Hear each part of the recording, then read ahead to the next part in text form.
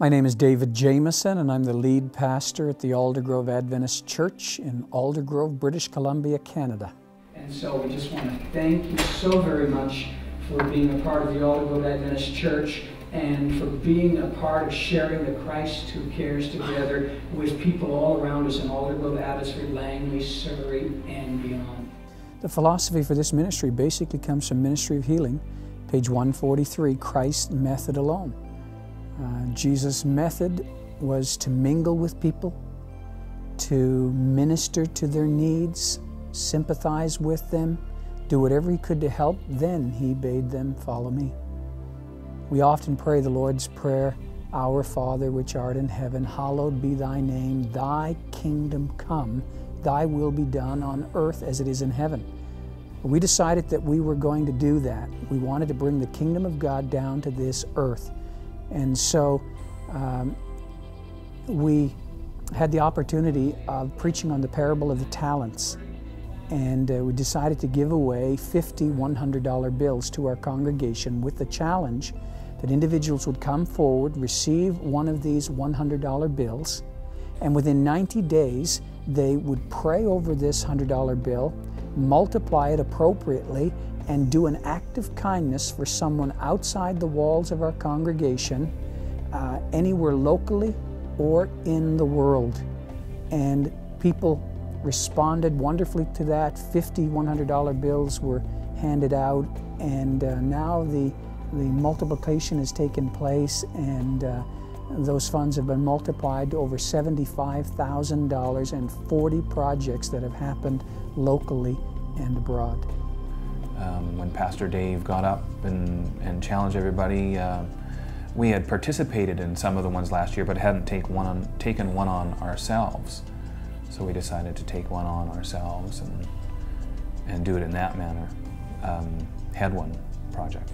It's called Minivans for Moms. And this one member just said, you know, I've wanted to do this, and he's got some connections, and he's gotten to know one of the single moms from our oil change. And he says, she needs a new van. I'm going to start that ministry. And her old car was just falling apart. It was going to need a bunch of work, more work, I think, than the car was even worth. So it was just nice to give her a hand up at the right time. I got a phone call and they told me that they're considering upgrading me to a van because I had a really run-down old vehicle. And I said yes, and then I went to church and they gave me the keys.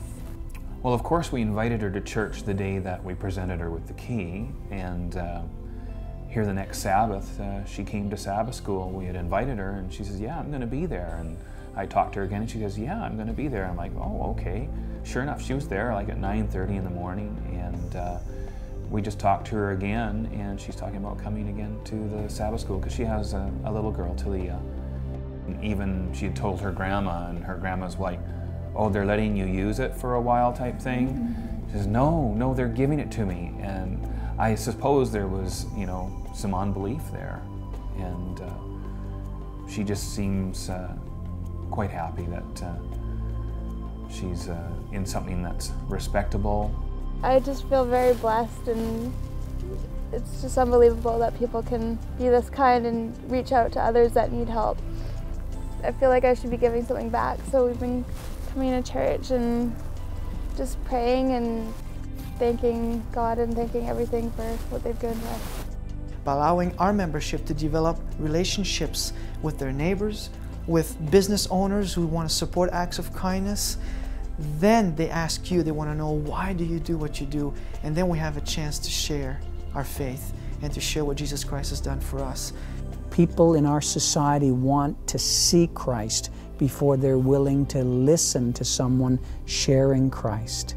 People don't care how much you know until they know how much you care.